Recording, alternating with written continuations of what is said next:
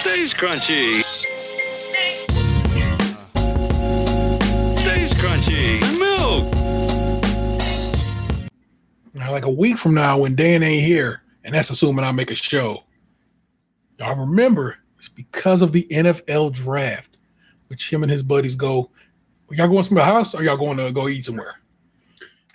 I have no idea if anyone's doing anything. I asked the other day because the last couple of years, like my one buddy, like would have people over. Mm-hmm. But he's got like a 1-year-old now, and so I asked in the group chat the other day, like if he was doing anything, and he didn't reply. But I guess he was out for Indians opening day. Okay. And that team doesn't exist. I don't know what you're talking about. I'm sorry. I'm not sorry. It's just not that big of a deal, but it was a Guardians opener, whatever. It was because you didn't do it with malice or intent that it's not a big deal. And it's nothing to get hype over, baby. It's all good.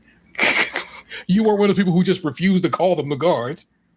You said, I don't refuse to do anything. You have called them what they were called before this for all of your life until very recently.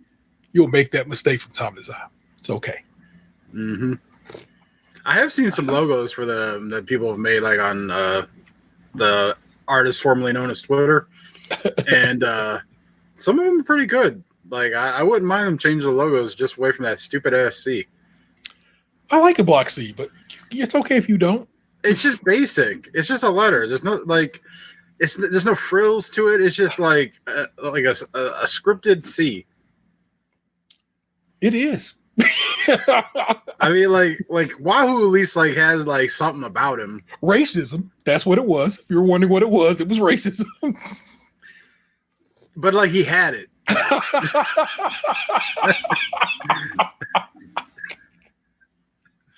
Like there was substance there. Racist. And now we're just like, here's a letter. And it's not even like a Pizzazz letter. It's just like here's a Red Sea. Holy smokes. Oh my god. But yes, we currently like don't have any like concrete plans. I imagine someone will probably do something. Yeah. So I'll probably be going somewhere between now and then. And if worst comes to worst, I'll just watch it at home here by myself. I don't care. But like the Browns having like the second pick in goddamn. I jammed my ankle when I like came over here to like set up for the show. Yeah. And it's fucking killing me. It's just one of those things where like I didn't even do anything crazy. Like I literally just like stepped funny, and now this shit hurts like a son of a bitch. As we discussed last week, this is age. Just the most ignorant shit. Like, oh my god, like, what happened? I got out of the bed at an angle, I guess. You know what I'm saying? Yeah, like I feel like if I could pop it, it'd be all right. But like, yeah, man, like it hurts. But I'll soldier on for the people. Thank you. Yeah. But yeah, no, like the Browns having the second pick in the draft, and then like all the talk of them maybe trading back up in the first round to try and scoop up a quarterback or something. I'd like to watch that. The last couple of years when the Browns didn't have a first round pick, like I didn't really care as much. Like, I don't care about watching everyone's picks necessarily, but if the Browns are involved, then I have more interest to watch. Like I did go to my buddies last year, but like I was just there to hang out. I didn't really like care so much about who was picking who. And that part of that too is like I haven't been watching college football for the last couple of years. Like I just stopped caring. Mm-hmm. And I know I've probably talked about this on the show before, but it's because of the transfer portal. Yeah. And like I'm not. It's weird. Like I understand that it's beneficial to these athletes to make as much money off of their name and likeness as they can, because a lot of them aren't guaranteed a professional career. With that being said, it does kind of ruin the game for me a bit when they can all just move around all willy-nilly. Mm-hmm. But, I understand it's their benefit. I just, like, I don't know, it's not as enjoyable for me knowing that like, oh man, this kid's going to be here for the next couple of years. Like we get to watch him look grow and be a star and all that. It's just like, all right, well, we bought him for this year. You know, who's going to pay for him next year? And you know, it's not as exciting to me like that. It's the same thing with professional sports too. Like, I understand that you want the best for people and their ability to like move about how they so choose and decide where they work and, you know, get paid as much as they can, all that. That's to their benefit. But like, I root for the franchise. I don't root for the player necessarily. You know, like, I have players that have been my favorite players and players I enjoy watching play, but like, I don't have any ill will towards LeBron, but like, LeBron don't play here anymore. Yeah. Or, like, I didn't follow LeBron to Los Angeles. Like, my heart stayed here in Cleveland. I'm a Cavaliers fan. I wasn't like a LeBron fan. So, you know, fuck the Lakers. I'm sorry. I like the Lakers, but I like the Lakers since I was a child, you know, from Magic. So it's all to the good. Remember, I grew up in Memphis. Memphis didn't have an NBA team until well after I was gone. So I was just like, anybody can get it. That's just what it was when I was living, saying where my support was. Well, that being said, who should the Browns pick? Who will the Browns pick? And any other team you can't give a damn about sharing their draft prospects in? Well, I'm a big proponent of a trade down. Okay. But that's generally my thought because I love value, especially when it comes to like picking random ass people in a sport where like having more opportunities to pick random ass people is a benefit when you like can't guarantee anyone will ever amount to anything. Yeah. So you get more chances to having someone amount to something if you could just pick more random ass people. So like I said, I have not watched any film. I watched like 2 YouTube videos that were like 5 minutes long each while I was laying in bed late one night when I couldn't sleep. Yeah. On Abdul Carter and Travis Hunter. So that is the extent of my film study. Everything that I think I know has been read from other people who I feel know more than I. So from what I have read, it sounds like the Tennessee Titans are going to take Cam Ward, number 1 overall, the quarterback out of Miami. And then it sounds like the Browns have to choose if they're going to pick either Travis Hunter, the wide receiver / cornerback out of Colorado, or they're going to go with Abdul Carter, the defensive end / linebacker out of Penn State.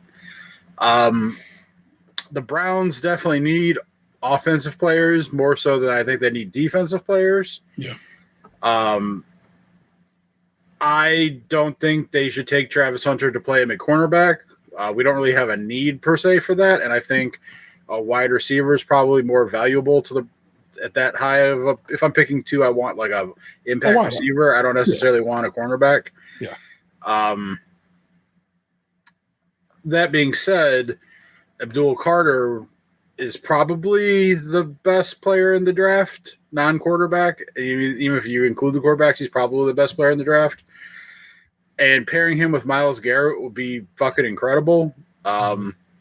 So I don't know. Like what I saw from Travis Hunter's video, some of it was like I liked, but like I don't know if it was because I'm not a huge Shedeur Sanders guy, because I didn't really like the way some of those passes that I watched in that video, those felt like NFL interceptions. So it's like it was hard for me to judge Travis Hunter based on that because he did make some crazy catches, but like he also seemed kind of like small, and his NFL combine profile made it sound like he's easy to get jammed at the line and shit. So like he's definitely not like a finished prospect, but he like I don't know. The reports say he has elite traits, so I don't know. But if it were me, I'd have a hard time passing on Abdul Carter. But like the Browns fucking desperately need a receiver.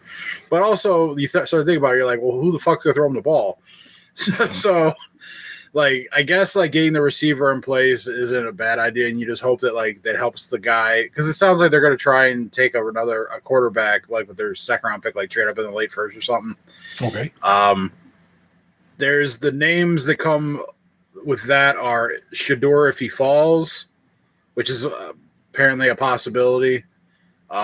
Jackson Dart out of Ole Miss, and Jalen Milroe, the quarterback out of Alabama, who's like a big project. Like he's like he has physical talent, but he needs like a complete overhaul on how to play quarterback. Jesus Christ. Yeah. Man, I don't feel like projecting, but we suck. So Yeah. I mean, the Browns aren't going to do shit this year. Like, Yeah. so unless like if they trade, like if they can convince like Kirk Cousins waives no trade clause and for like Atlanta to give him up for like a mid-round pick, okay. then like yeah, you could probably compete for like a wild card maybe this year, but like Super Bowl, like. But I mean, hoping for a wild card is better than like 2-15, where we've been for like a long time. Yeah. What it is to be a Browns fan. I'm gonna throw that real loose, like, because I'm certainly like, if I had been born here, but that's the plight you inherit, Oh my god! But it's even more fucked up for me though, because like no one in my family gives a shit about sports. Like my grandmother liked basketball, but outside of that, no one in my family gives an absolute fuck about like basketball or football. Like when I go home, no one, like my uncle will ask me how the Cavs are doing or whatever. Like they know I like it, and then like in the 90s, like my family would go to like baseball games for like my grandmother used to get tickets from the church, so like we would go to like baseball games and stuff sometimes. But like I can't sit here and tell you that like my family actually gave a shit about baseball. I think it was just something to take the kids to, that kind of thing. Yeah. So like, yeah, like I chose this life myself, which is kind of fucked up now when I think about it. I could have gone any other route. Like I could have just stuck to the Packers, or I could have just, I root for the Chargers because I really liked LaDainian Tomlinson and those jerseys. Yeah. So, but like for some reason, I just, I watched the Browns and I was like, oh, well, it's home. I got to root for them. And it just fucking stuck. And here I am, about to be 40 and just fucking football misery. It is definitely miserable. I didn't put it in notes because again, sometimes I'm just trying to avoid being bothered with politics as of late. But the Ohio House did pass a budget with the $600K for the Brown Stadium in it, but the governor's like, nah, dog. But he's gonna get over it, and he's gonna veto it or a line item it or whatever the shit he does, and they're gonna override it because there's enough people who have voted yes on it that he has no real say. But he can bitch about it, but he knows in the end it'll pass because that's his team, so he knows what they're doing. So they get their money. Yeah, my one buddy who's like vehemently opposed to them doing it. Yeah, he says it's like if Jimmy Haslam paid for it all out of pocket, then he would shut his mouth. Sure would. He's like, I don't think it's a smart idea to use. And like, don't get me wrong, he's not wrong. Yeah, like it's not a smart idea to use taxpayer money to build a multi-billionaire stadium when they already play technically in a stadium, even if that stadium is shitty. Yeah. But like that stadium is like either paid off or is about to be paid off or whatever. So like fiscally, it makes no sense to now all of a sudden move to a brand new facility. This is strictly for like an ego thing. Yeah. Because like, honestly, they talk about like big events coming and this, that, and the other. Like Dan Gilbert's got an arena downtown that like shit comes to. Like I've been to that arena. I went to a Cavs game there a week and a half ago. I went to a concert there last Monday, and I'll be there tomorrow for a comedy show. Like, how much more fucking space do we need? Like, you don't. They're lying. It's not that they're lying. They are vastly overestimating what they think they're going to pull into this town. They swear we're going to get a Super Bowl, and I just don't think that's. No, we won't, because no one, like NFL fans, don't want to come to Cleveland in February. Yeah. Like, even if it is right next to the airport, they're going to be like, Cleveland. Like, people will come because it's a Super Bowl, but none of them are going to be fucking happy about it, so they're going to fight it the whole fucking way. Mm-hmm. So it's like, but we can get what? What can you get that we don't already do downtown? Like I said, at the Rock, you know what I'm saying? It's like we do monster trucks inside that goddamn in that arena. Hockey, basketball of multiple sorts. You're just lying. All you do is you get your little your vanity project built in, I guess, at home, or you in Brook Park, Ohio, So hey, watch the icks, all right? Like, that's my neighbor. You don't fuck with them. You barely fuck with where you at. What? Sir. You're crazy. Crazy Sir. talk. Sir. I chose to live here. You love your house. Had you been able to buy that house somewhere else, you would have. I don't know. Like, I picked this location because it was next to two highways. It was next by my family. It was by my friends. It was affordable.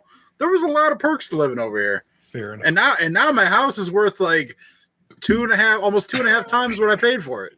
So, America. Anyway, but yeah, I built this house to what? Like you said, it's fiscally irresponsible. It's bullshit to fucking put that on the state of Ohio's taxpayers. It's everything about it's terrible, and as well as the team that it's supposed to house. So it's like there is no uptick to this, not a one. With all that being said, though, I don't want to sit outside to go to football games. I know you told, but I also don't go to many football games, so I am a poor representation of the target audience for this venture. It's some whole shit, and we all know it. But they gonna get their damn stadium, and there it is. So fuck it. But who knows? My thing is, it's like, all right, they put out this whole budget where like they're talking about how they'll put up themselves all this money, this, that, and the other, and it's like, oh, we want like $600 million to come from the state, and it's like, you'll put up like 2.4 million. I don't even know what the fucking total is, but it was like something billion. Yeah, and I'm like, you own part of an NBA team, you own a soccer team, you own an NFL team. You sold like the biggest oil company in America, and like you're paying like a dude like $250 million to not play for you. You can't come up with another $600 million to just finish off the goddamn project yourself. You're gonna make everyone jump through all these fucking hoops for something that you could just like go cash a couple bail bonds or a couple bonds and sell some coin, like some silver, and fucking do this yourself. It's bullshit. Yeah. I said I wouldn't go get political. There I was getting political, but it's sports politics, so you know what I'm saying. Some whole nother other shit. It's not politics. It's just it's fucking finances. There's a difference. Fair. We will allow for it, but yeah, fuck the Haslams.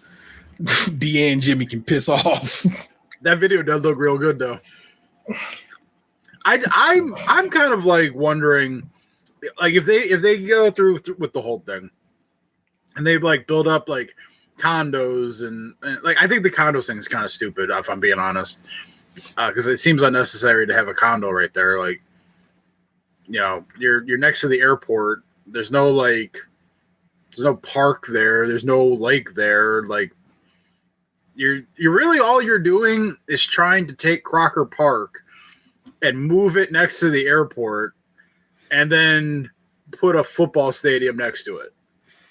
So then my thought is like, all right, if you manage to pull this off, how does that affect Crocker Park? Which I was just reading an article the other day about how like Dick's is moving out of there because their lease is up, and all these like restaurants are closing like abruptly, like Bar Louie and Dave's Hot Chicken's out of there, or Hot Chicken Takeover, where the fuck it was called. They left. So like some of the residents were kind of like, what's going on? And then they're like, oh no, this is an exciting, like the owner of Crocker Park was like, oh, this is an exciting time because now we can bring in new owners and new ventures and blah, blah, blah, blah, blah. And I'm just like, this sounds like someone who feels like the noose tightening and they're just trying to pretend like they're not choking. It's like, what are you going to put in a space the size of Dick's that's not already in real short reach around that area? Because like they have, what is that one in Avon? It's not Dave and Buster's, but it's a Dave and Buster's-esque situation. Entertainment 75 or something like that. Yeah, I don't know what the fuck it is. Or Scene 71. I don't know, some shit like something word with a number. Yeah. So it's like we already got one of those, and like I said, in spitting distance of what you are. There's no other large store that's going to take that footprint. It's too big. It's just It's dumb. Y'all, it is about to be a recession, and just be ready for it as best you can. And I don't know what to say. It's already here. Well, I know, but you gotta call. Yeah, it's they gotta call it, and they've been like recession. Yeah, I know they ain't called the race yet, but like recession's here. Recession's here now. Recession's been here. People just ain't been wise to it. Hey, so you be ready for that this repeat of 2008 all over again, because oh, dude, my fucking financial portfolio took a hit the other day. And so okay, so like fuck it, here we are, it's going down, people. None of what we say is financial advice, don't take it as such. I'm just telling you some stories, okay? We just sharing you some tales. So of course the market drops trillions of dollars, which is bonkers numbers when you think about it, based on these tariffs that this knucklehead thinks. And the worst part is the math is bad. He thinks tariffs is something different than they are. All of this shit, and nobody's correcting his ass. Nobody's like, no, bro, that's not what it is, because they want him to feel smart. Because if he doesn't feel smart, he's more of a brat. So it's like they let him do this dumb shit and make these presentations and like, yeah, okay, fuck it. 145% tariff on things we get from China. Well, guess what? This nation gets everything from China. You're fucking us. Because it's not like China pays it, we pay it. It ain't like we not gonna stop and not pay it. It's bullshit. Market drops trillions of dollars.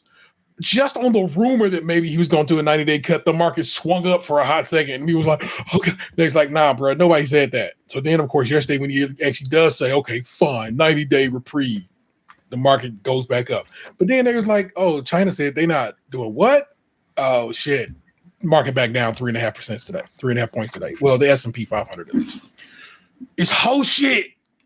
It is making me a little bit insane, because it's not that we have to be here, but people voted for it. They said, I want that guy because I think he's going to do well for us and bring jobs to us and kick all the brown people out, and that'll be good because, then us white folk can be happy again. It's like, well, here you are. He is kicking brown folk out, but he also ain't got you a single damn job. And in fact, he done fired him a bunch of y'all. So what's that? We're going to bring manufacturing back to America. Let's say that it's the case. Let's say that's the actual case. We're going to bring manufacturing back to America. How long it take you to build a goddamn factory and then tool that bitch out to make it build whatever the fuck you think is build it? Decades. This doesn't work. The world works because we trade with each other and have been trading with each other since goddamn the fucking Queen was sending fucking privateers out on boats. It's how this works. And this idiot don't get it. It's making me insane. I already thought retirement was going to be tough for me, but now you're just sinking my fucking battleship, my nigga. And like, yeah, you probably won't retire. It's bonkers. Yeah, I looked at my 401k yesterday, and I was like, ooh, hopefully that $9,000 comes back soon. I looked at my stock portfolio. I was like, ooh, hopefully that $5,000 comes back soon. Looked at my crypto, if I had any. Man.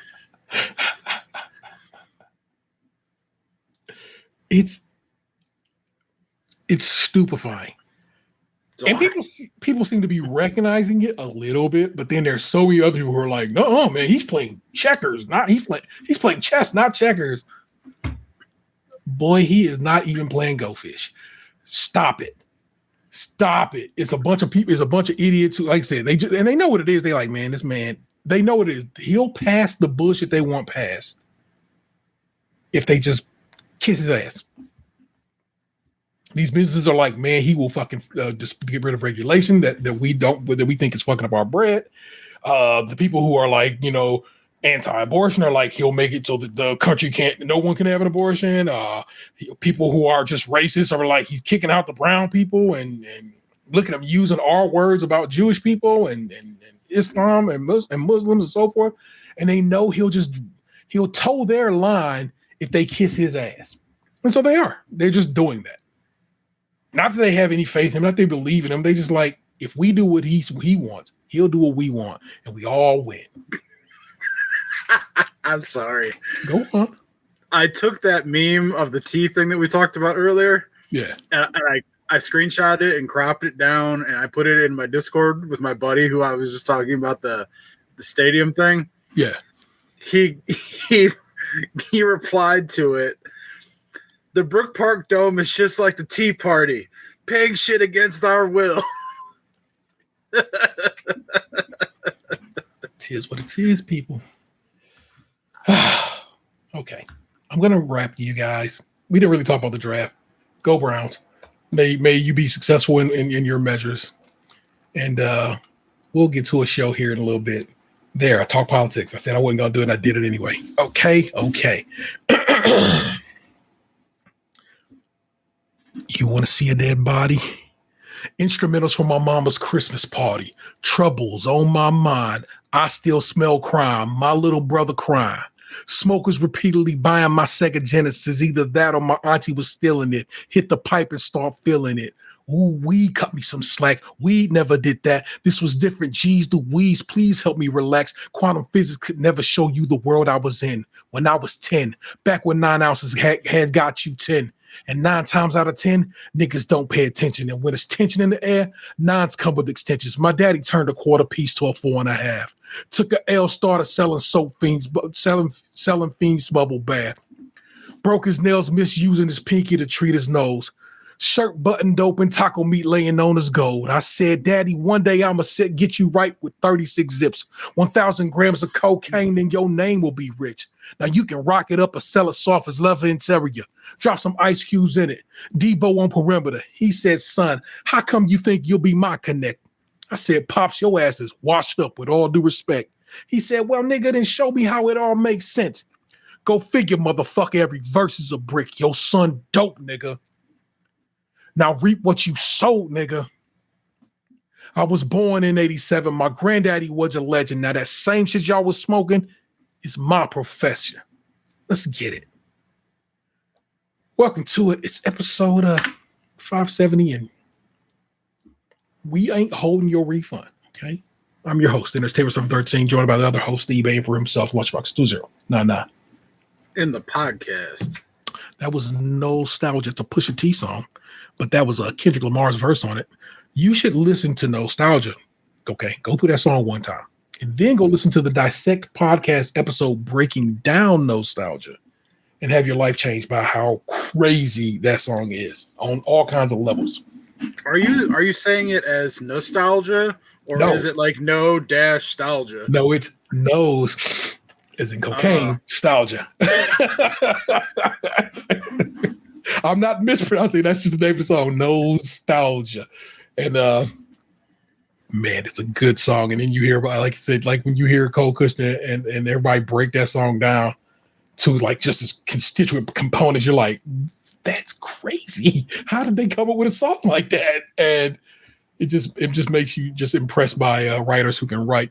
But we out here. It's episode 570, and standard fare. Got a couple of news stories for you. Got some Man with the Assholes. Box will tell you what's been going on in his world this past week, and or a story of your whatever he chooses to talk to you about.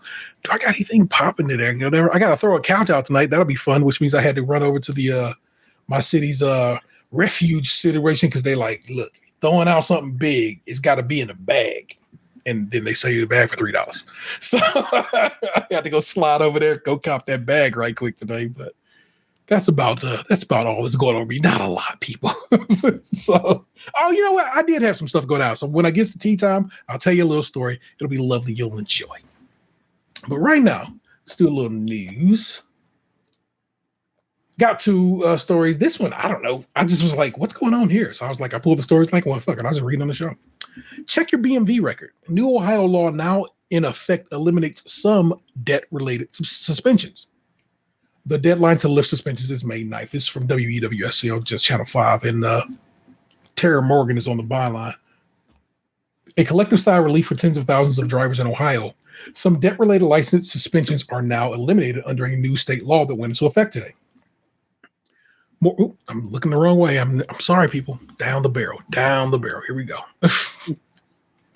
More than a year of reporting by News 5 investigator Tara Morgan and Morgan Puente with the Marshall Project Cleveland captured the attention of lawmakers, bringing some of the changes. We took a close look at the impact and found you can lose driving privileges even for stuff that doesn't have anything to do with driving. It could be a clerical error or even ditching a court hearing. Some people who have 2, 3, or even 9 suspensions on their record, missing child support payments is also one reason for a license suspension. State Representative Darnell T. Brewer worked on House Bill 29 to help people get back on the road legally. Not just work, education. Think about the doctor's appointments. Think about just going to a family visit, maybe out of town, who weren't able to do that, but get their lives, but to do that, weren't able to do that, but get their lives back together. That's a weird sentence. Representative Brewer said. Brewer says he knows they get to this day, but not this fast. He says his office phone has been ringing off the hook from people expressing gratitude. Someone just called to say thank you for House Bill 29. And it wasn't even from my district. It's from Montgomery County. I had another state rep show me a text from a judge who said thank you for House Bill 29 that helped him with a lot of individuals in his rural community, Brewer said. Under the law, license suspension for not paying court fines and fees will be eliminated. Financial relief is expected with changes to the license suspension law. That is retroactive and without having to pay BMV reinstatement fees. School truancy is removed as a reason for license denial or suspension. It also allows people who have had suspension for failing to pay child support to file a motion with the court for driving privileges. Drivers should go to the BMV website and check on their driving record to see what they need to take care of and to make sure their address is current. That should speed up notifications about suspension removals. Brewer said his office is working with libraries to help people come in and print out BMV reports. He also plans to hold license suspension workshops. The deadline to lift suspensions is May 9th. The caseload isn't known at the time. The BMV says the courts need to let them know which suspensions to release. The BMV says once it has a better handle on the number, it will make an operational adjustment necessary to ensure a smooth process and responsive customer service. So that's pretty cool. You know what I'm saying? That's a decent bit of law here in Ohio. Look, I'm gonna be real with you, man. If you don't pay your child support, I think you probably do need to have your license suspended, or something needs to get your ass right. But for everything else, like, don't just be taking my license because this, that, and the third. Uncool. So I'm glad I've known a guy who owed like back child support, and every now and again, like he'd go to jail for like 30 days or something. Oh, Jesus Christ! But it's just like it seems kind of counterproductive because like if he's in jail, he can't generate any money to pay back the money he already owes. Yeah. So like, who are you really benefiting there? Yeah, at that point, I don't agree with jail. I don't agree with jail for a lot of things, but definitely not for back child support. Like I said, you can suspend a license and try to force the issue. But yeah, putting them in jail means what if they had a job? They probably ain't got it no more after 30 days in. So come on, bro. Respect on people's names. This one I think is always fun. Being boxing and all us used to go down and kick it at this shit. And I'm glad it's coming back around. Downtown Cleveland's daily food truck series kicks off May 1st and rolls through summer. Our food truck series creates an engaging environment in parks and public spaces near office buildings where people can connect with each other and the city. Douglas Stratton on the byline. Spring and summer are so much tastier thanks to Downtown Cleveland Inc.'s popular food truck series. Spring up every day of the week at one of 5 different locations. While we worked down there, it was only Wednesdays, and it was called Walnut Wednesdays. There has never been a more convenient time to snag a creative, delicious meal from a food truck. Our food truck series creates an engaging environment in parks, public spaces, near office buildings. I just read you that because that was in the byline, but it's also here in the story. Explains Michael Deemer, Downtown Cleveland president and CEO. It supports efforts to bring employees back to work. I don't like that. Recruit and grow businesses, attract new residents, and welcome visitors. The combination of local cuisine, live music turns in downtown into a destination, not just a place to clock in and leave. A high-quality public realm experience is critical to downtown success and is central to our 2025 action plan. The fun kicks off May 1st and continues to clear through the end of September. A rotating roster of more than 50 different operators will activate various parks and plazas, ensuring that every appetite is covered. The schedule is as followed. Memorial Monday takes place at Fort Huntington Park, West 3rd and Lakeside. Food Truck Tuesdays takes place at Public Square at Rockwell in Ontario. Walnut Wednesday takes place at Ralph J. Perk Plaza at East 12th and Chester. That's what we used to go to. Truck Stop Thursday takes place at 1 Cleveland Center Plaza at East 9th Street and Sinclair. picture. Okay, where the free stamps at? That's where that's got to be at. Oh no, because then that's the free stamp. So the free stamp is East 9th and Lakeside. Wait a minute, where's Sinclair at that I'm not drawing it up in my head? Anyway, entertainment provided by local DJs and musicians will provide the soundtrack to breezy alfresco lunches. I know you're like, man, T, that's like wait a softball ass story. But I really loved being downtown Cleveland in the summertime. We walk down there, hit up a couple of different food trucks, pay far too much money for sometimes amazing, sometimes not amazing, never gross, just not amazing food. And it was really a nice part about working in downtown Cleveland. But one of the few things I think I could say straight up I miss. And I don't know. One day, I mean, I have a lot of days. Well, the days I have off are all for reasons. So I can't, nothing. Next day I got a day off, I can just say I'm going to slide out. But maybe. we'll see what we can do. But those are your news stories for the week. Govern yourselves accordingly, and that's what's crackling. Oh shit! I was not prepared for this. It's when I hand the rings of the show over to Box. Look, he has a whole little video package that we play before that. Watch. I hope it's like the Wonder Years where like you got me like playing in the front yard by a white picket fence, and then like me looking lovingly into like my crush's eyes as I kiss for the first time, and then all of a sudden I'm getting on a boat to war. And then, I thought it would involve books in some way, story time, but damn. Yeah, I mean, I guess reading Rainbow works too.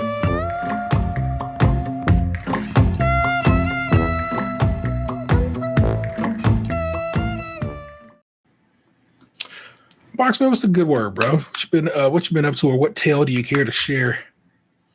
So Saturday, I went to a pre-release for the new Magic the Gathering set, and was there for a couple hours. And the night before, my brother had come over, and he talked about wanting to come over the next night to like grab dinner and hang out or whatever. Mm-hmm. So when me and my buddy left the event, I had to call him like 6 times. I'm not even kidding, because like he works like a weird shift where he works like 1 to 11, and he only works 4 days a week. He works 4 10s. So like on his off days, sometimes he stays up like all night, and then he sleeps all afternoon. So like he sometimes doesn't even get up until like 7 p.m. I don't understand how he does this, because then he works the next day. So I'm like, how are you like sleeping till 7 p.m. and then like going to work the next day at 1 in the afternoon? Like when he said he sometimes only sleeps like 4 hours. I'm like, how the fuck do you do this? Yeah. Probably the Adderall, that would be my guess. But but anyway, so he finally picked up.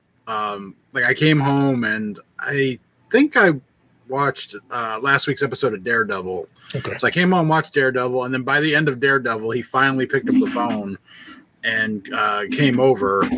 And we took him to this Japanese sushi like buffet place, and because he never been there before, and he came over the night before and he wanted me to order sushi because he really likes sushi. Yeah. So I was like, well, if you like, I'm like, this is pretty solid buffet sushi, and they have all this other stuff. So we went there, and meal was like fine. Like it wasn't crowded in there. We were there around like 8 o'clock at night. I think they were open until 10. Mm-hmm. So we ate and everything, and then the bill came, and I usually pay, and then he just sells me money. So I grabbed the check, and I looked at the bill, right? And it had like the cost of like our 3 meals and drinks, and then it had like the tax, and then it had tip. I had a 12% gratuity included. Yeah. And so, because like I was going to tip cash, I had cash in my pocket, but I was like, all right, well, you already put 12% gratuity on here, so I'm like, I'll just leave that. So yeah. I go up to the register because I had to pay the bill up front. So we go up there, and I give them my credit card, and it took a few minutes because the first credit card reader that they were trying to run my card on was like locked up. It wasn't like reading, none of the buttons work or anything. Mm-hmm. So the lady had to go grab another credit card reader from someplace else, and she brings it back to the counter, and I'm watching her, and it's not like a point of sale system where they had like our table or whatever on there and they could just pick it. She literally had to type in the information from the bill into the credit card reader. And so she typed in the amount that was on the credit card slip, which, like I said, included the food, drinks, the tax, and the tip already. Mm-hmm. So then she printed out like a normal credit card slip for me to sign. And so it had the total that she keyed in there, but then it prints with another tip line. And so I'm just like, well, you're not getting me twice.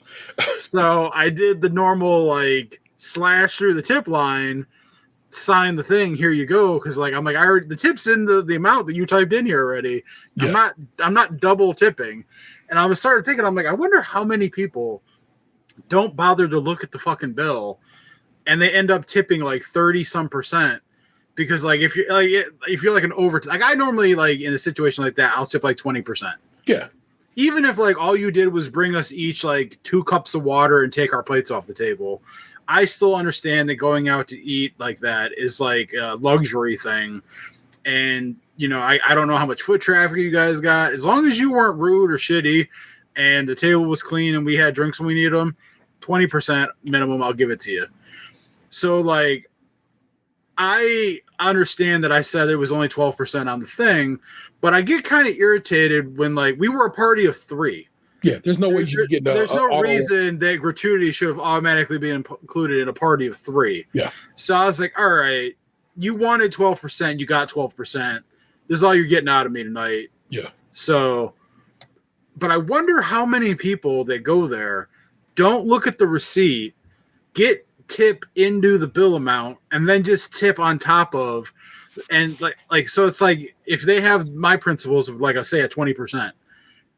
If they don't look at the bill, they're tipping 32% on this, which if you have like a family in there, that's a substantial amount of money. Yeah.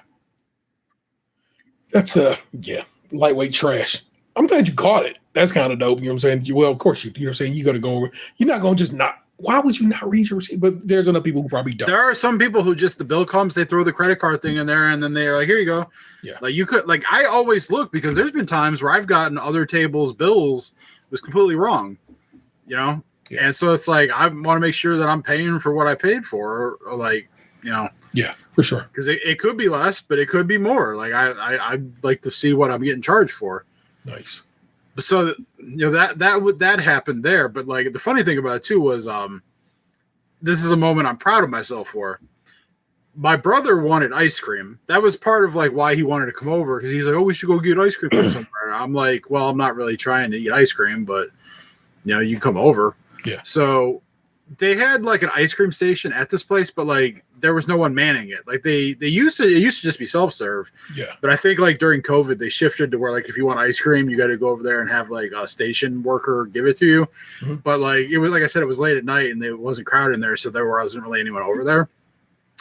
And he's gotten addicted to Dairy Queen.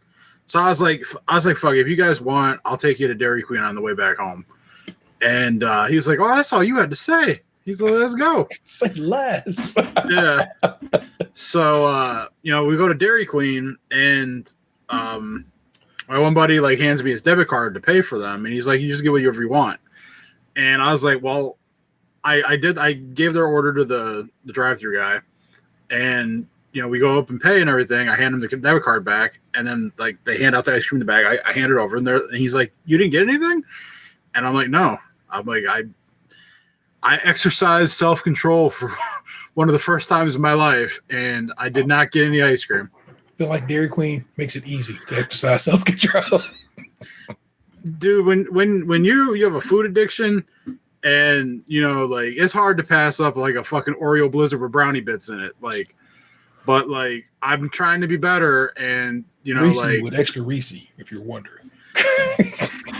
I just said what I said because that was what they both ordered, so it was fresh in my mind. But like it could have been anything, you know. Like, like, so it's just like I exercised some self-control, so I was proud of myself there because, like, don't get me wrong, like I would have loved to fucking smash some ice cream. Like I love brownies, like I like ice cream, but say it took a lot of willpower for me to not just be like, oh no, fuck it, it's fine. We're out tonight, you know, it's a one-time thing. But like that's the thing, it's like small victories, man. Like. I managed to say no. I didn't buy anything. I held off, and like I'm proud of myself because like that doesn't always happen. Like I make mistakes. Like I'm not perfect still. Like little victories. Like one battle at a time. Yeah. We certainly celebrate the wins. You know what I'm saying, tell me more about this Magic situation. I didn't do well. I didn't really know all the cards because like I'm not as invested necessarily as I was back in the day. Yeah. There's an interesting story to come out of this though. But yeah, like it was sealed. Basically, you get handed like 6 booster packs, like, and you just make a deck out of that pool of cards. Yeah. So I built like I was having a hard time kind of hammering down what I wanted to do, and I ended up like with this like red-white deck for round 1, and it started out weird because like I won the die roll, and so I went first, and then like me and the opponent didn't do anything for the first 2 turns, like except play lands. Yeah. And then like on the 3rd turn, I played this like rare enchantment, and he just immediately conceded without ever playing a card other than a land, and I was like, all right. And so then, like the next 2 games, like I kind of could see like where I went wrong building my deck, and he won a bunch of long games where he drew extra cards and did a bunch of shit that I just couldn't do anything with. So I lost like that match 1-2, and then I ended up playing the guy that I brought to the tournament with me in round 2 that lives with me, and I kept like a 1 land hand on the draw in game 1, and I know for a lot of people this makes no sense what I'm saying, but this for those who do get it, you get it. That's okay. I kept a 1 land hand on the draw in game 1, where everything in my hand could have been cast if I had drawn a 2nd land, like literally everything. Yeah. And I never drew a 2nd land before I ended up conceding the game like 7 turns later, and so then I won game 2, and then game 3, like we were going back and forth for a long while, and I got kind of pissed at the end, and it wasn't like the outcome of the game wasn't why I was mad. I was mad because like we had like an interaction where like I played like this card, and I had like set it up to where I was gonna like I had to play it like a turn earlier than I wanted to. Mm-hmm. But like I had it set up to where like if I got to take another turn with it, I was basically going to be guaranteed to win the game. And he played like a card on the end of my turn that I had to tap out to counter because it was going to get back an answer that I knew was in his graveyard to deal with my card that I played. And then he started saying some shit like, well, I guess I lose now. Like feigning weakness. Like when I'm tapped out, like I can't, like he could literally do anything he wanted. And I couldn't do a goddamn thing about it because I had no mana to do anything. And he starts this shit where it's like, oh, well, I guess I'm just going to lose. Hopefully I draw something. And then he plays this fucking dragon card that like blows up the thing that I had on the board that would win me the game, which is fine. But it wasn't like, he told me it was in his hand already. Yeah. So like he didn't need to say all the bullshit that he said, acting like he was going to lose because he had the fucking card in his hand already. So he was just saying shit to say shit for no fucking reason. So like I got kind of irritated, and because I'm like it felt like showboaty or some shit. Like it felt unnecessary. Yeah, it felt like unnecessary fucking rub-ins when it was already in your hand. Like, if you beat me, you beat me, but, like, you don't need to fucking, like, pull that shit. Yeah. So, like, I got a little irritated, but then, like, this is where, like, I felt old. So, like, at that point, I'm 0-2, and I'm not playing for anything because, like, the tournaments don't work the way they used to back in the day, where, like, you used to like it'd be like 5-6 rounds for a turn for like one of these kind of events, and like the winner would get like a booster box and shit like that. Now they kind of try to make it where like everyone gets something, so like even if you don't win a match, you get a booster pack. So it chops the like prize pool off at the top, where like you're not really playing for a whole lot. Like you get the product that you pay for because you get to keep everything like in the seal pool. Yeah. And then you're basically just playing 3 rounds to hope that like you win like 5 more booster packs. So even if you had no wins or 1 win, you got 1 pack. If you won 2 of the 3 rounds, you got 2 packs. And if you won all 3 of your matches, you got 5 packs. Okay. Like of prize. Yeah. So at that point, I'm 0-2. And I'm literally gonna like round 3's coming, and I'm not playing for a goddamn thing because I get 1 pack either way. Yeah. So I didn't really want to play the 3rd round, but he was playing for the 2nd booster pack. So like I was gonna be stuck there for an hour anyway. So conceding like did nothing. Like it just meant I had to sit around for 45 minutes waiting. So I was like, well, fuck it. If I have to be here, I'll play anyway. Yeah. So I get paired against some younger kid. And it was like surreal to me because like at this point in my life, I'm the old head Magic player. Yeah. I'm the like the back in my day guy. I am the past his prime Magic grinder that like I'm the middle-aged sage, like, you know. I'm the guy that like people look at now and they're like, what the fuck are you doing here? Like I like kind of like, and so like I'm sitting down across from, and he's not like a kid. He's like probably early 20s, maybe late teens. Okay. But like he's very clearly the new age Magic grinder of sorts. Yeah. Like he plays like a kid who fucking reads everything, plays all the time. Like he's playing fast. He knows what all the cards do, even though they just came out last night. He clearly like is experienced at the game because he knows what all the different like keywords mean. He has that confidence about him in the way that he draws the cards and moves shit around. Like he knows what's up. Whereas I've played other kids there that like were clearly newer to the game and didn't have as much experience. So all their movements are kind of slow. They look like they're second guessing everything. Like they don't know what half the shit means. And, you know, they're afraid to do stuff because like they're unsure what might happen. And this kid was very, very clearly confident. And we're talking, you know, like we were conversational during the match as much as we needed to be.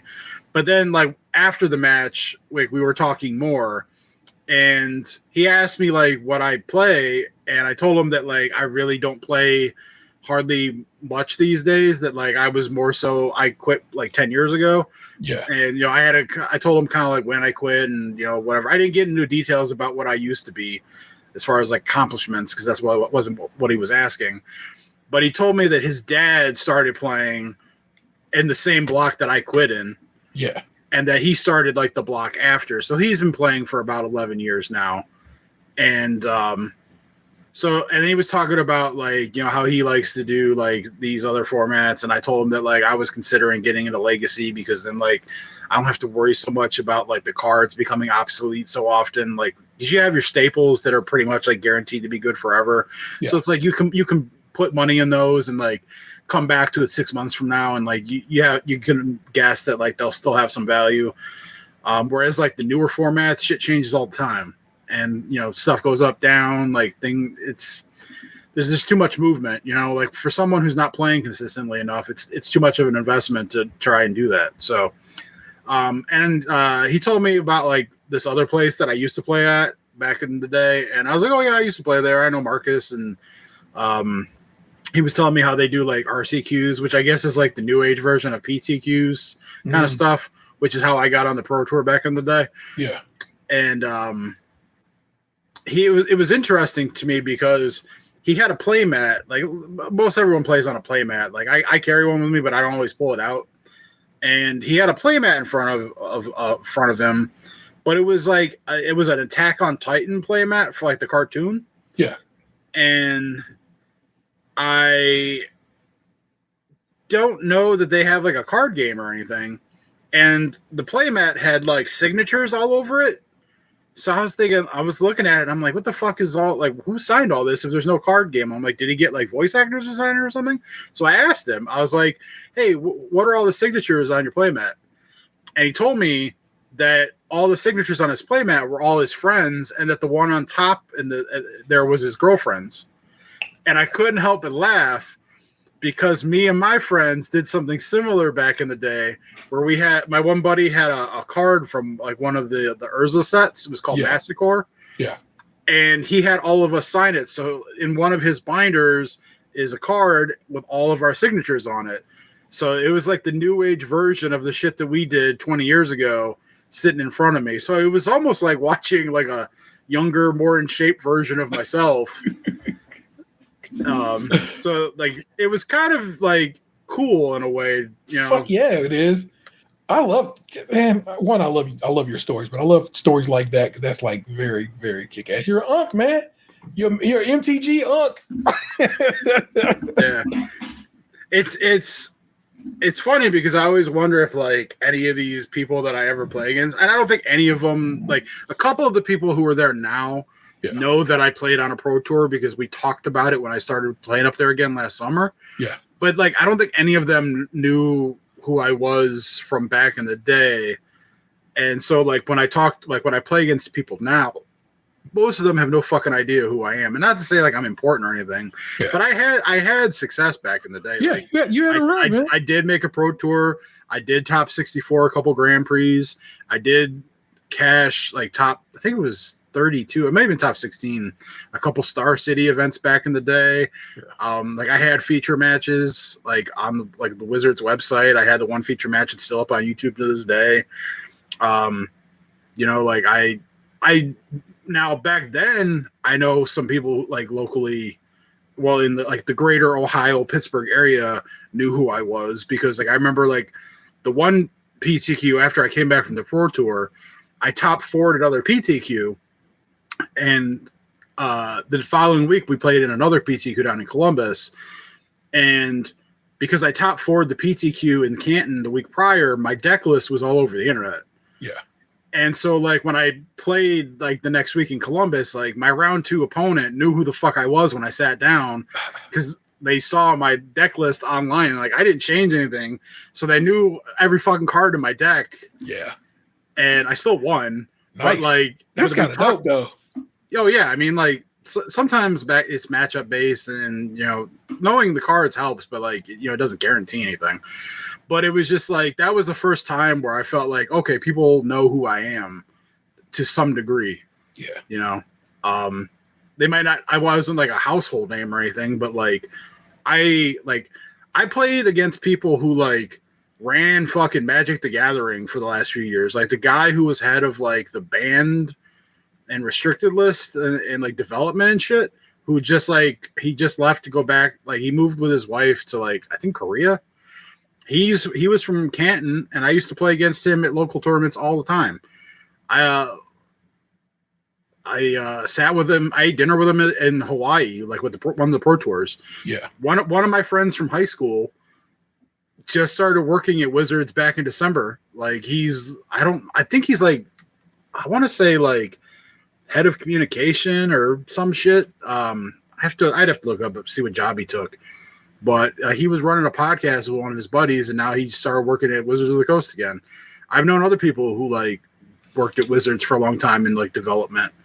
Some of them are just I met them through like these people or like casual like acquaintances or whatever, but like some of these people like Cedric, we would pick Cedric up and take him to like tournaments with us. Like we played poker together. Like I used to play like there like for those that know, before Magic Online ever existed, there was like a Microsoft program called Apprentice where like you would like connect like the other person and you would play like with like Microsoft painted versions of the cards and shit. Like Cedric and I would be talking on AIM and playing on Apprentice playtesting and shit. Nice. So like I've known Cedric for like 20 some years now. Like, you know, we were closer back then when we were around each other all the time. But like when I would see him at tournaments, you know, like 10 years ago, we would talk. And every now and again, like we'll say something to each other on Twitter or wish each other happy birthday on Facebook. So it's not like, you know, we're like texting buddies or anything. But like I've known him since like fucking 2002. And he works at the fucking company that makes the game. So it's I'm saying you got folk on the inside. Maybe they holler somebody like, hey man, y'all hiring for over there? I don't think I have any interest in that ever.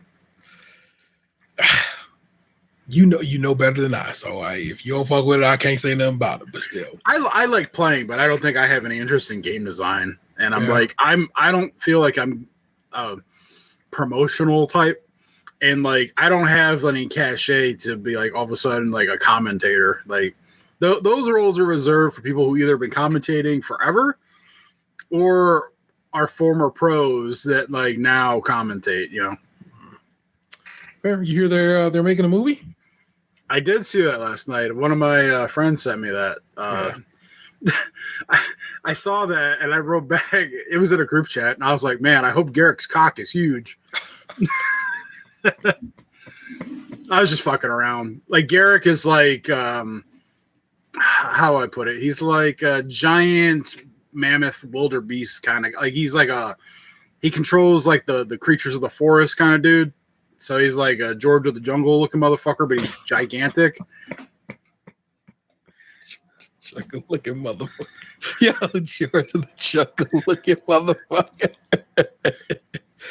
That amuses me to know it.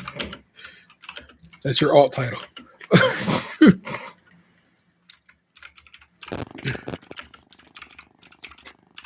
Oh man.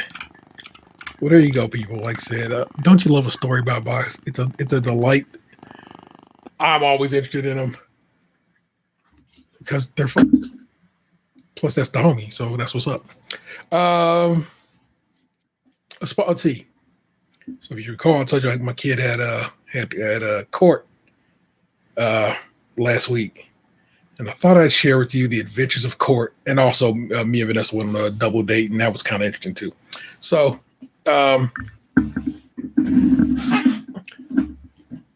So my kid had been pulled over for doing 110 miles per hour on a motorcycle at 4 a.m. one morning by a state trooper.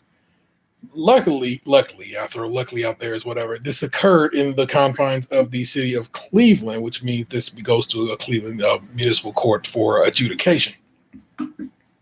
Also lucky, the state trooper dropped it just below what would have been like, I got to take you to jail situation. You know what I'm saying? So he's like, we're going to write this much on this motherfucker. Okay.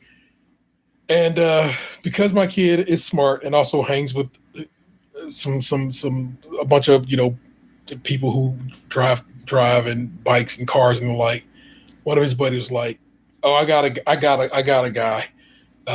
You should definitely go ahead and get him because he got this changed to this for me. So yeah, it was something that he got to change to like a headlight for me, and I'm like, that's crazy. But we get to court, we get there early. I'm like, I go, getting there early kind of does really nothing for you because of course they're gonna call you when they call you, and because I've been at traffic court before in Cleveland. We get downtown, it's impossible to find a place to park. But then less impossible because like we end up, if you know the parking situation downtown, we end up parking all across from what was once the Stark building, and there's a garage right there. That's where we end up putting it in there, walking over to the court, getting in there, hanging out, logging, go up to the table. They're like, all right, let them know you're here, and then we sit around. Eventually, they're like, all right, M through W, last name this courtroom, everybody else that courtroom. And we waiting. His lawyer's not there. I'm like, what the fuck is this dude at? So Xander, I'm saying, he don't fuck around. He called dude, hey man, where you at? And he's like, don't worry, I'll be in court. I'm like, I don't like that, but I mean, you know what? I'm going to trust this dude because whatever you pay for him. So if he don't show up, it's a problem. And we all start piling into court. And of course, like I said, court is wild because like you might be there and you think the alphabet will be the king, but it's not. It's basically like, the first person they called up there was a woman who was there with her mother in a wheelchair. And so they're like, all right, we don't want this poor lady in a wheelchair having to be here all damn day. Let me get her taken care of. So you up top. So the magistrate is a magistrate, not a judge. When you're at this level of court, is like walks you through the whole process. And actually I was actually very, I'm not happy is not the term of phrase, but I was like impressed that he walked these people through, I think in real plain English, what this means, what the various pleas could mean, and so forth and so on, and why you want to be whatever. And the lady's about to say something, be like, hold on, before you say anything, I need you to know everything you say in this room is recorded. And immediately she caught herself and was like, you right? And it was just like, hey, I'm just gonna ask you about this. I got another ticket that same day. Can we make this all one big case? And he goes, I don't know, we'll see. But before that happened, even this is something I noticed. I noticed a guy walking around. I'm like, that's definitely a lawyer. And he just slid into our courtroom, walks up to the magistrate. They clearly know each other and have a rapport and a relationship. And he's like, oh, where's your case at? Oh, your case in the other room? Don't worry, we'll bring it over here. Come over here and get that case for me. I'm like, bitch, what? You could just, bruh, the other side live a lot different. I want you to know that. Why do I know that? Because my kid's lawyer shows up. I hear him say, and, oh, Jesus Christ. Well, I said that live, but I'll edit that out the show. But they say my kid's name, and he's like, okay, you guys will be next. Like, what? This is a room full of people, but because he has representation, he's next. He gets to be number 2 in this whole bit of theater. And so he goes with their next, and because they have a prosecutor right there, the lawyer does not say a word, Box, not a single thing. The prosecutor just leans to my son and says, you want that to be a seatbelt ticket? And my son wisely like, yes. And so what was a possible license suspending situation, points on your license situation, maybe even jail if you think about it, and all the fines that come with it become court costs and $50 for a seatbelt. My son was driving a motorcycle. Y'all ain't no seatbelt on motorcycles. Everything about this is bullshit to me. Happy that my son had representation, because it was a wise thing on his part to make sure he has somebody to watch his back. Sad that so many people in that courtroom did not have the same luck of the draw. They are going to go through some bullshit. They're going to pay way bigger fines. They're not going to get let off with seatbelt because they can't afford a lawyer. My kid can. He works hard, paid for a lawyer, paid with his own money. I didn't have nothing to do with that, and I respect him for being able to do that. But I also hate that the system is set up in a way like that to really just fuck people. Well, you got to figure too, it's more beneficial for them to keep us on the road. That way, they can get more tickets out of us. Because if we've shown that we're willing to commit like crimes for traffic violations, I should say, once, that means we're doing it again. So it's not beneficial to them to get us off the road unless we're like DUI-ing or something. But if we're just speeding or not wearing seatbelts or we have a taillight out or whatever, court costs, baby, because it's basically the same amount of fine, and they can throw us right back out there and get us again next week.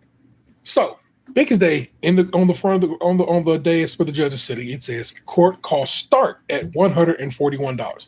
So the base my kid should be paying is $141 plus $50, right? We go pay the fee, to go pay the fine, $150 even. Even the sign there is a lie. Even everything about this is lies. I'm just like, this is bullshit. But also, I'm glad my kid got away with this. Not got away with it, but he, like I said, did what he's supposed to do. Had representation, and a prosecutor who could have said, nah, I'm fucking, we fighting this bad boy, was like, oh, seatbelt. Natch, sure thing, bud. Well, lady, because it was the lady's prosecutor.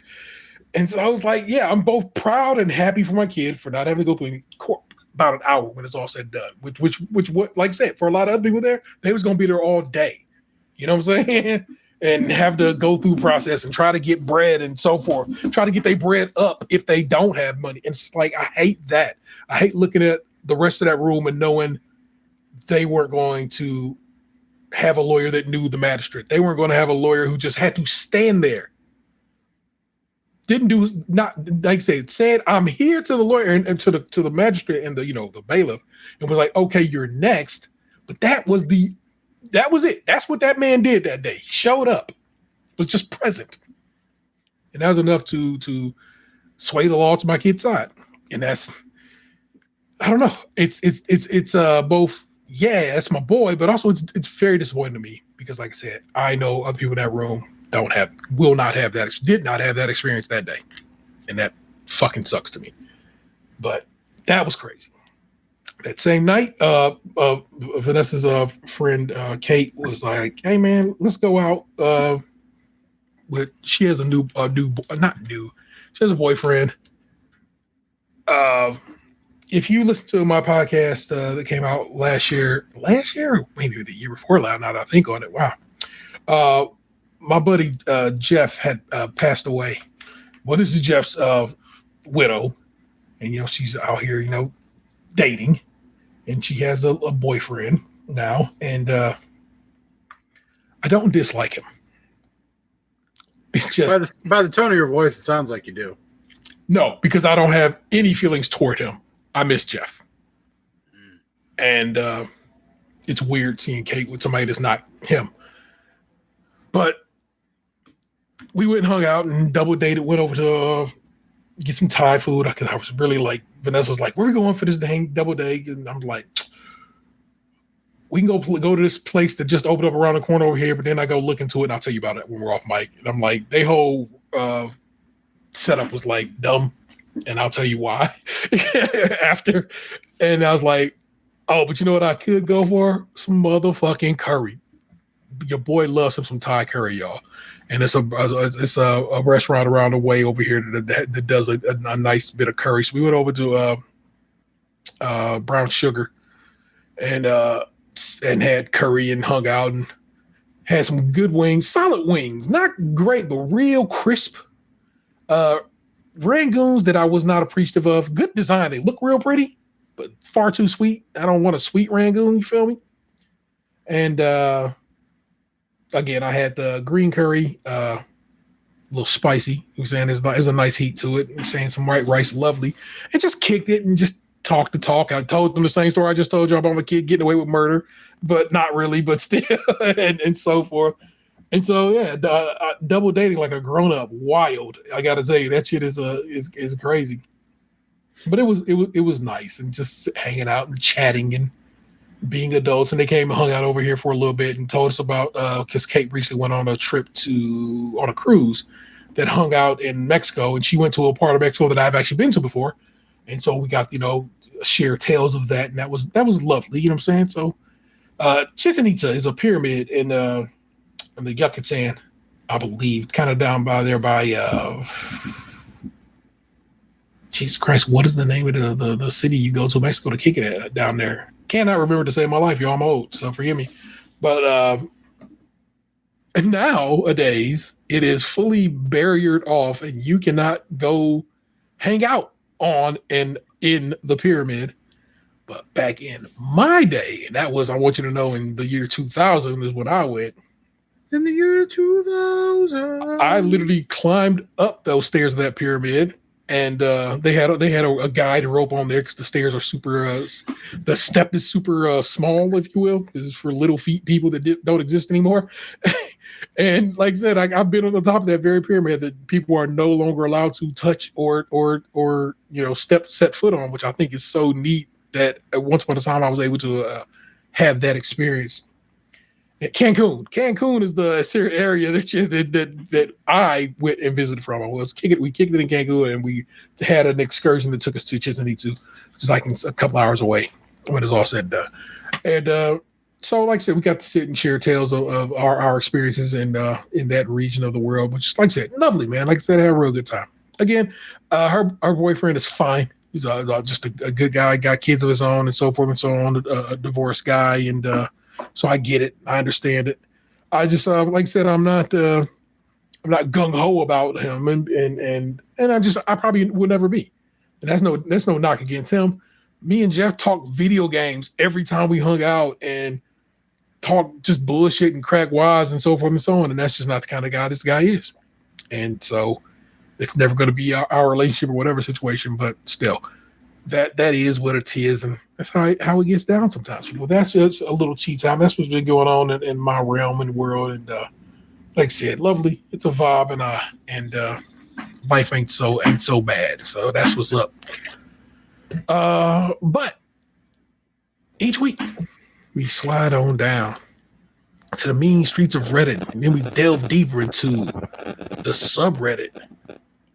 Am I the asshole? And we read some of them and let you decide, and we decide if these people are assholes. So, hey, let's push a spin on that.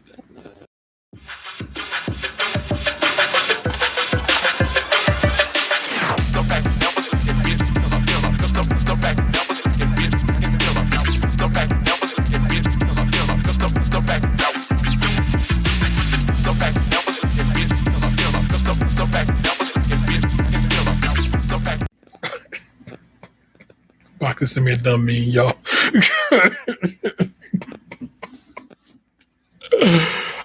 Here, let me pull up your selection of this week's Am I the Assholes. Box, you tell me which one goes first, but also, of course, you let me know which one grabs you the most. Am I the asshole for removing all phone tracking from my parents who keep using it to see my location for non-emergencies? Am I the asshole for pretending to think beans and chili are woke to prank my cousin who is obsessed with things being anti-woke and who loves chili? That one's from a Great Value of an Asshole, AITA. And am I the asshole for sleeping naked on top of the covers to teach my flatmate's girlfriend a lesson? That look on Box's face. Yeah, I guess that one. Do we start there? Am I the asshole for sleeping naked on top of the covers to teach my flatmate's girlfriend a lesson? Due to Reddit, please bear with me.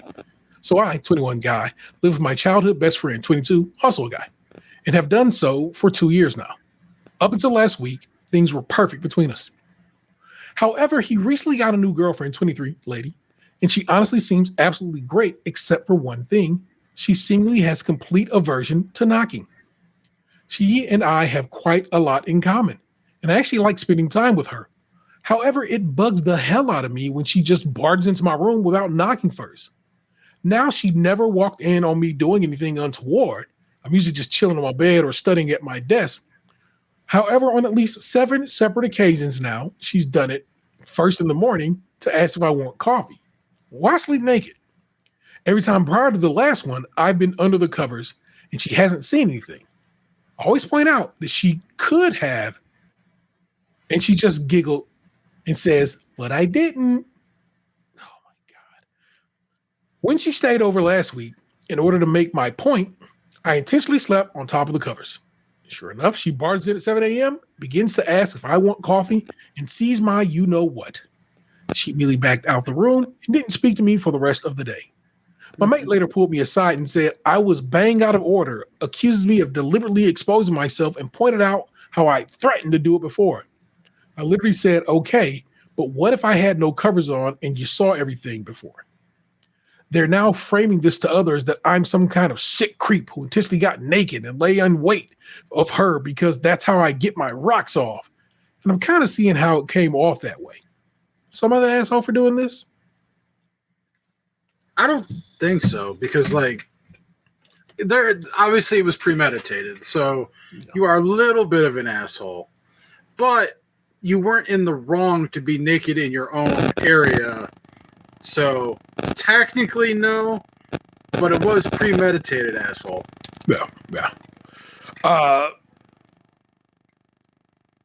I don't know if you've pushed it far enough to be like, yo, please knock. Because like I said, 7 times is far too many. And so after 2, it should have been like, oh, let me get you right. Because like I said, 3 strikes out, and now you let it go on. You let the game keep playing. And so you are correct. It is dumb that she keeps doing that. And she shouldn't be doing that again in you guys' space. That is kind of fucked up. But also, come on, man. You knew what it was. But bet your bitch don't. I mean, I'm not to call her bitch. I try to be better about that. But I bet she never do it again. Unless she, was into it. And then maybe she'll keep doing it. I don't know. I can't call it. Not the asshole. She knew it was a risk when she barged in. How is she not the pervert? Also, have you considered getting a lock? For real, my guy. Consider it. Unfortunately, the lease doesn't allow it, bro. Then just put a door stopper on that bitch or something. I don't know. But I don't know. Then if it's a fire, you know what I'm saying? What do you do? Door jammer. See, I just said that. Personally, I prioritize my privacy strong. Let's see. Let me scroll down. It seems like she's a creep, constantly barging into your room knowing you sleep naked. Start telling people you're creeped out that she seemed intent on catching you naked. See how she likes it. Keep in mind, I'm a total a-hole, though. The part where he mentioned she giggled and said, but I didn't, is what gets me. She is definitely aware of what she was doing. Fucking creep. Wow. We're not playing around. Fair enough. No, I don't think this person was an asshole. I think he was asshole-ish in his methodology. But no, man, sometimes you gotta do what you gotta do to get fools to act right. And this is the results of that. You want woke beans or you want tracking? I'm honest, woke beans sound stupid, so I'll go with tracking. We'll wrap with woke beans. I think woke beans is hilarious. Oh, I'm an asshole for removing all phone tracking from my parents who keep using it to see my location for non-emergencies. Here's the situation. I, 24 female, am married and live in a different state than my parents. I've had iPhone Find My Friends app since I had a phone at 12 that my parents set up. When I got married, my husband found it strange that my parents could see my location once we moved out. But I just figured they want it for safety.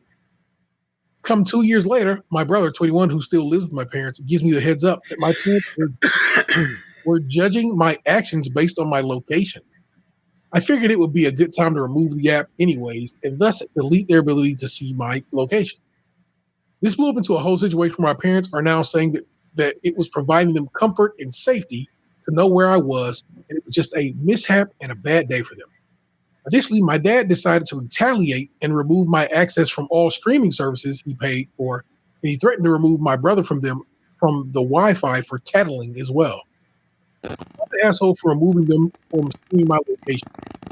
My husband has never heard of parents seeing their kids' location once they moved out, and my parents seem to think it's the end of the world. Just want to get other people's thoughts. Thanks. There's an edit after this, but taking just that. Is this person wrong or an asshole for, getting rid of Find My iPhone from their parents? 24 married and lives in a different state. Oh, no. Yeah. Edit. Thank you for all the advice and thoughts. I originally posted as I've heard of other families sharing location as adults, so I feel like the odd one out for not wanting this. However, you guys have helped me realize that this is not normal. Additionally, I want to make mention that I am completely fine paying for my own streaming services and already pay for the ones that don't allow sharing on my own. This is the only thing my parents had been providing financially. I brought it up as a point of their reaction to help provide context to the situation. Yeah, it's whole shit that your parents immediately sought to do something vengeful against you for simply saying, hey man, I like my privacy. And so your parents are clearly assholes to me. Not the asshole. Even when you are under the impression that the tracking feature would only be used for strictly safety-related reasons, you had every right to stop using it because you're an adult with a right to make your own choices. Once it became clear your parents were using the apps to just kind of judge your life, any remaining reason you may have had to keep it switched on went out the window. Keep it as it is and don't look back. And this is a shiny comment.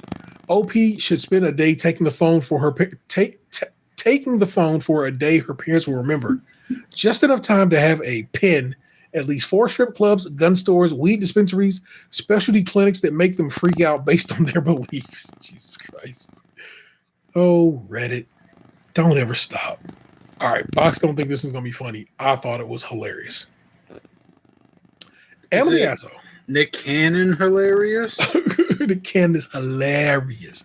Am I the asshole for pretending to think beans and chili are woke to prank my cousin who is obsessed with being anti-woke and who loves chili?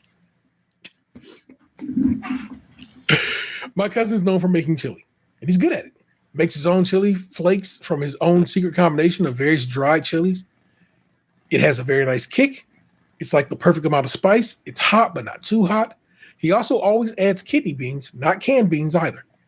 Anyway, for the past 2 or 3 years, my cousin has become obsessed with all the bullshit about what it is or isn't woke and how woke things are the end of the world. He's always been a good dude, so I don't know what his bag is, but he's completely obsessed, and it's annoying. So the other weekend, I was at his place and he was making his famous chili. So I got the idea for a little prank. I was like, I'm surprised you still put beans in your chili. He was like, what? Why? I was like, beans and chili are so woke. Everybody's saying so. He was like, what do you mean? And he was like genuinely concerned, as if this was something serious. I said something like, yeah, beans and chili are woke. The original conservative Texans who made chili only used meat and chili. San Francisco liberals started adding beans to chili in the 60s because so many hippies were vegetarian. Now all the woke scientists are saying beans are better protein source than meat. He didn't say anything to that. I kind of just assumed he'd know I was fucking with him and get the joke. We always fucking around with each other and jokes about it all. But he was quiet all dinner. Just yesterday, I went back at his place and he was making his chili again. There were no beans. It was a totally different chili. The guy has been making his chili without beans has been making his chili with beans for like 15 years. I was like, what's up? Where's the beans? He's like, I don't fuck with that woke shit. I was like, what? He was like, beans and chili are woke. Even you know that. Everyone else was like, what? Because what? I was like, dude, I was just fucking with you. He got really angry. He dumped his chili in the sink and told everyone to go home. I thought he was pranking me back or something, but he was serious. The dude totally lost it. He texted me later and said this exact thing. I researched this online, and it turns out you really were lying to me. Beans are not woke. How could you do this? We went back and forth for a bit. His position is even though we have historically pranked each other, I went too far that I betrayed him, and I made him question his chili. I tried to ask him if this at all made him think he cared too much about woke. Like, what if beans and chili was woke? So what? He ignored that and demanded I apologize. Did I take this too far? I owe you an apology. This one was good. No, you're not an asshole for this. It's fucking hilarious. Man, I feel bad for your cousin. This is where he's locked himself into this particular thing. It's like, because someday it's gonna be somebody not your cousin that loves you and is like, hey man, I'm fucking with you. It's gonna be somebody who's really like, oh, watch me fuck with this guy and tell him something that he really loves is woke. And you know why he shouldn't get down with it. The fact that he managed to whip up San Francisco liberals and beans was pretty damn great, man. So that one is hilarious. I mean, I know I get tired of those fucking San Francisco liberals. First comment, that's fucking hilarious. He's so damn fixated on what other people say is woke or not woke that he'll sabotage his own cooking. He handed you the material to prank him on a silver platter, and he needs to get over it. Next, say reacting badly to a joke is woke. Demanding an apology is woke. If he reacts, say reacting is woke. Oh, God. Anger is woke. And that's what feminists do. Real men are into empathy these days because that'll show those woke assholes. Now, we all need a beefed up dude who seems super unsympathetic to preach this. Another glow in the dark comment. I cosplay as a disgruntled vet in public. Also, I can happily Alex Jones anything for a laugh. I just can't fake the energy that all the pay me, I'm a vet type. Oh, veteran is what he meant. I thought he meant like, animal doctor. Pay me, I'm a vet types have. And I can't stand being on camera. Besides that, though, I'm your guy. Oh, Jesus Christ. I don't know why it was glow in the dark, but still. All right, this last one makes me laugh. Pooping is fine. Wiping is woke. Yeah, I mean, that's what a bidet is for. Oh my God. People, that was your Am I the Assholes for this week. I hope you enjoyed them. Let's venture into entertainment this week. Gotta tell you, man, where am I at in entertainment? I've been playing Alan Wake. Like basically that's been what it has been, Box. I just really been on my Alan Wake tip a lot. And so like I just would get done with work, do some dishes or get some food going or whatever, and then like I'm saying, and then just go sit on his couch and play Alan Wake. And so I've been just having a great time doing that, playing that game. So I have not watched anything. Today I've talked to you, the listeners. I've talked to Box about it, everybody else too, about a series of books called the Murderbot Diaries. Well, Murderbot is getting an Apple TV show, and the trailer went up today, so I got to check out the Murderbot. Man, your phone is clicking right now, or whatever. Your group chat popping. Oh man, that bad was. But yeah, Murderbot. The trailer went up for Murderbot, which the show comes out, I think, I feel like it comes out in like the summer. But the trailer went up today, and I was like, "Fuck yeah, boy, I cannot." So that, of course, made me go and grab the most recent Murderbot books because I have read them, but I was like, let me read them up just because I'd like to check them out again. And you should check out the Murderbot Diaries. There's like 4 or 5 novellas, 2 novels. There's like a magazine story, you know what I'm saying, that was in I think Wired maybe. So there's a lot of Murderbot that can be had. And you can see if Murderbot is something you want to get down with. And Murderbot is what it's called because the robot named himself Murderbot. It's just that's how he has that name. And I don't like that they got a standard white guy to play Murderbot under the costume because it's just not. It's just, if you listen to the books, it's just not what it would be.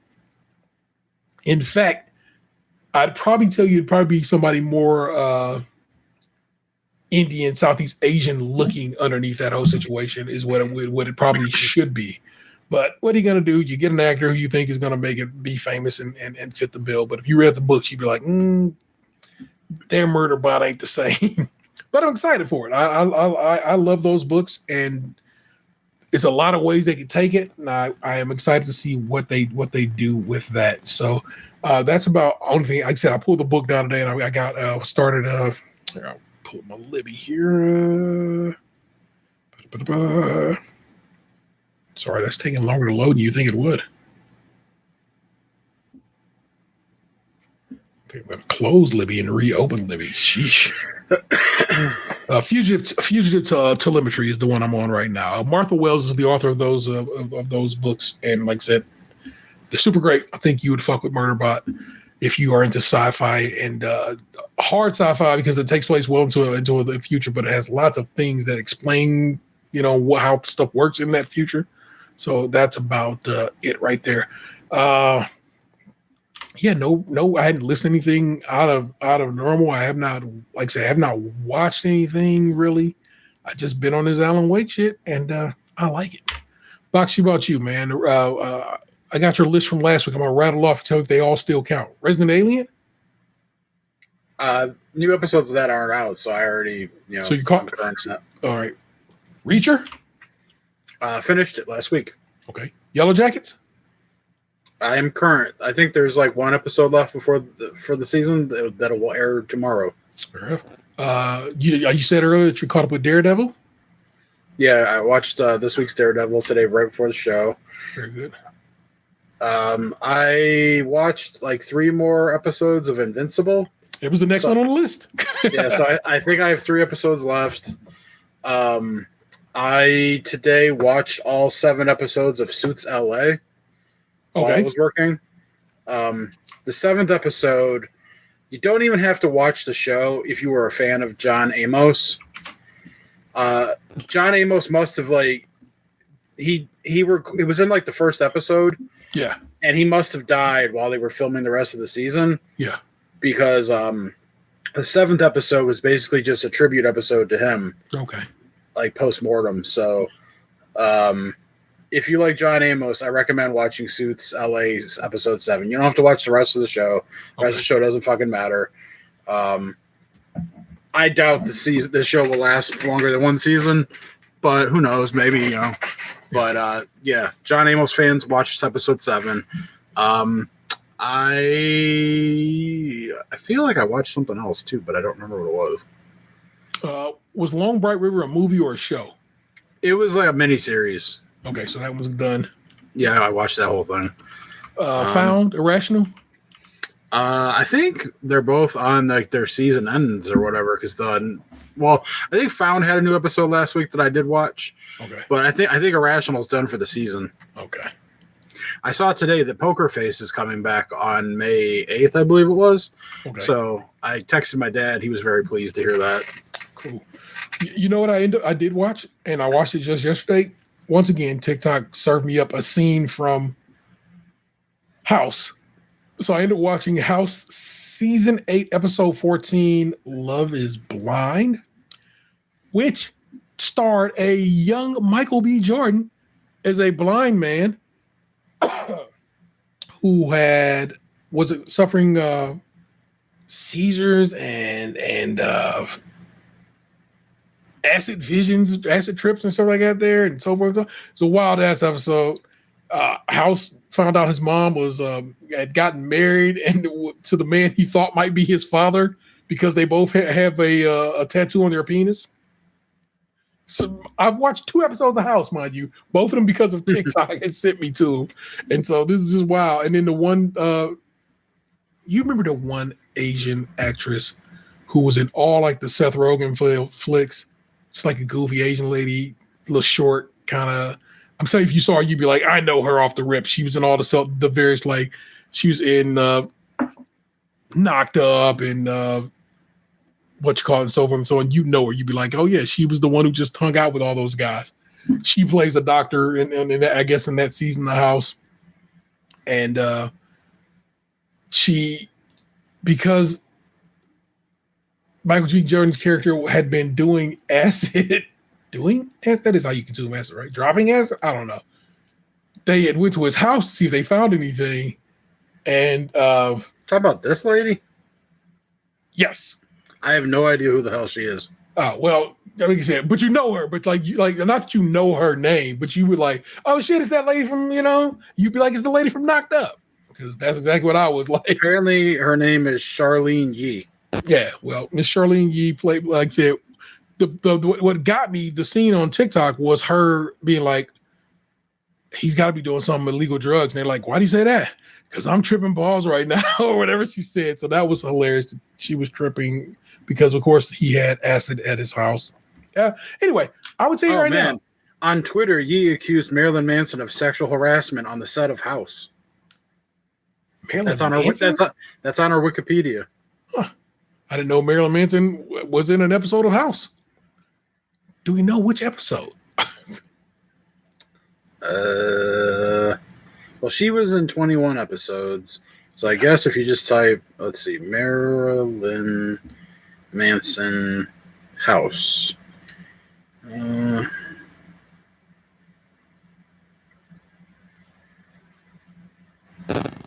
think that's going to show you his house.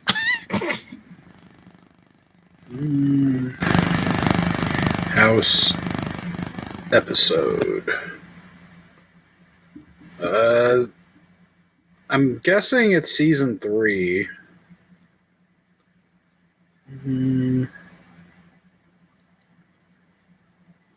Season 3, episode 21, maybe. That's weird because, like I said, I'm watching season 8, episode 14, and she was in there, and I would think she was only would be in only a later season, not an earlier season. But hey, who knows?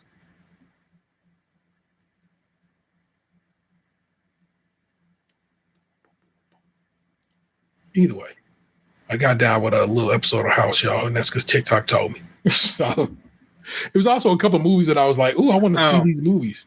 Okay, it says this article from 2018 says on Friday, Yee, who appeared as a series regular on Fox's medical drama House, said that Manson visited the cast while they were filming the final season as a fan and, quote, harassed just about every woman asking us if we were going to scissor, rhino, and call me a Chinaman. Jesus Christ. Man. Okay, well, there you go. Marilyn Manson, at least to this woman, a real POS. But also I've heard that Marilyn Manson's a real POS from others, so there you go. We will just keep motherfucking moving when it comes to that. Yeah, I think we've done it all, y'all. So I'm going to push this button. Please please tune in every Thursday, as that's when we typically post these shows, and we also record them around 8:30 p.m. on Thursdays. You can typically join in on the Twitch or YouTube if you want to jump in the chat. Make sure you like and comment over on YouTube. Please rate, review, subscribe, and share the show on Spotify and Apple Podcasts.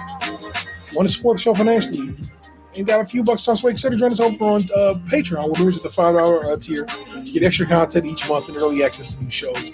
We also got merch over at tpublic.com/user SKiM, all one word. Crunchy being spelled, of course, with a K. And feel free to give us a call, 216-264-6311. That's 216-264-6311. We'd certainly love to hear from you. Crib Officier, a great British Bake Off podcast, returns to form beginning Tuesday of this next week, because the Great American Baking Show starts back up tomorrow. We already have three guests, three of the bakers from this series lined up to come and talk to Nick, Jew, and I. So I'm telling you right now, get ready for some of their action. Two of those three bakers have told us, or told me, that they listened to that show, our show, to prepare for their time in the tent.